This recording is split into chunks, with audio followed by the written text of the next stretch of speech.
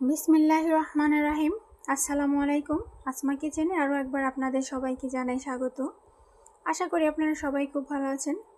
আমি আজ নিয়ে এলাম ঢ্যাঁড়স রেসিপি। আশা করি আমার রেসিপিটা আপনারা প্রথম থেকে শেষ পর্যন্ত দেখবেন।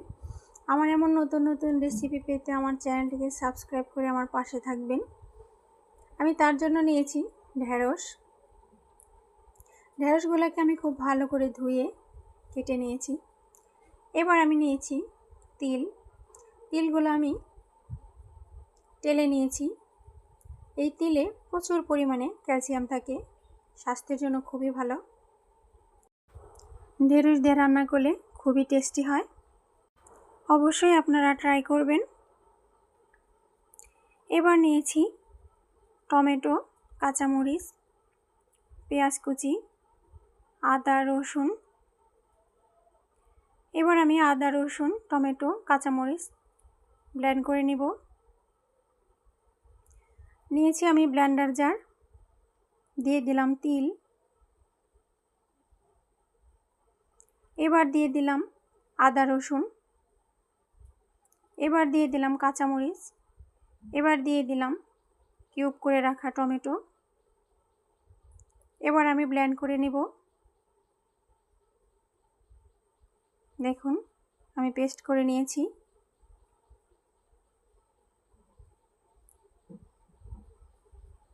এবার একটা পাতিলে দিয়ে দিলাম সরিষার তেল। অবশ্যই আপনারা সরিষার তেল দিয়ে রান্না করার চেষ্টা করবেন, এতে করে খাবার টেস্ট খুব ভালো হয়। দিয়ে দিলাম জিরা ফোড়ন। জিরা ফোড়নটা দিলে খুব ভালো একটা ফ্লেভার আসে, খেতেও ভালো লাগে। দিয়ে দিলাম পেঁয়াজ কুচি, নেড়ে নিচ্ছি। পেঁয়াজটা আমি ব্রাউন কালার করে ভেজে নেব।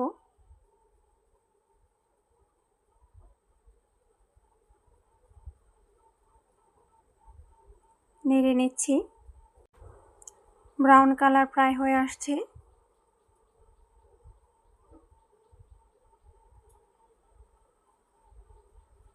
এ পর্যায়ে দিয়ে দিব আমি পরিমাণ মতো পানি, অল্প পরিমাণে মশলা কষানোর জন্য। নেড়ে নিচ্ছি। পানিটা ফুটে উঠলেই আমি মশলাগুলো দিয়ে দিব।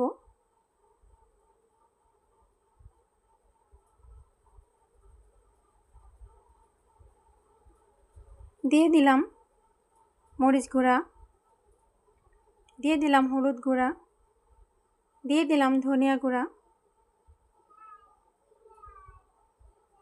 ধনিয়ার সাথে জিরা মিক্সড করা আছে, নেড়ে নিচ্ছি।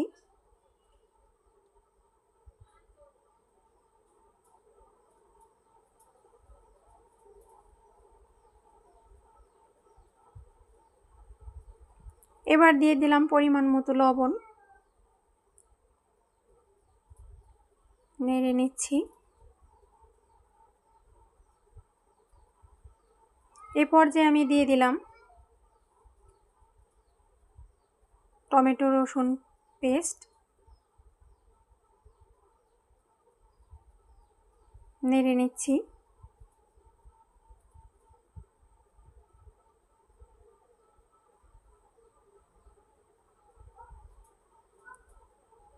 খুব ভালো একটা ফ্লেভার আসছে।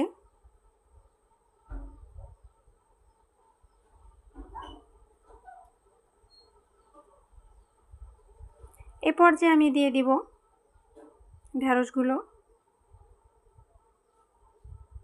নেড়ে নিচ্ছি। এবার ঢ্যাঁড়সগুলোকে খুব ভালো করে কষিয়ে নিব।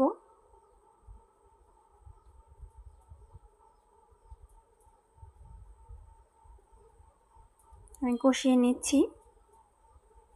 এ পর্যায়ে দিয়ে দিব আমি পানি।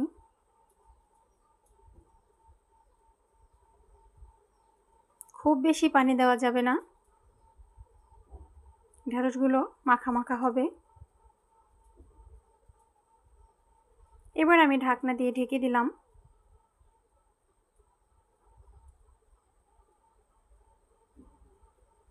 দেখুন নেড়ে নিচ্ছি।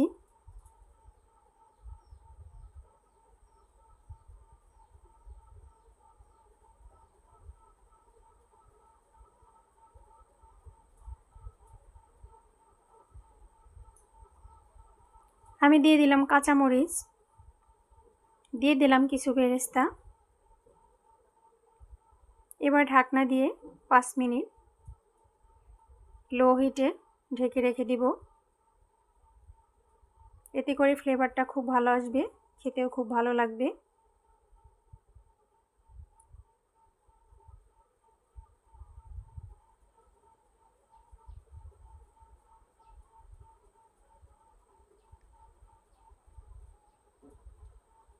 পাঁচ মিনিট পর ফিরে এলাম।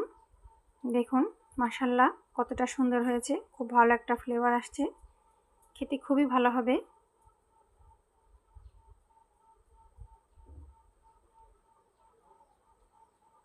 আমি এবার একটা বাটিতে তুলে নিব।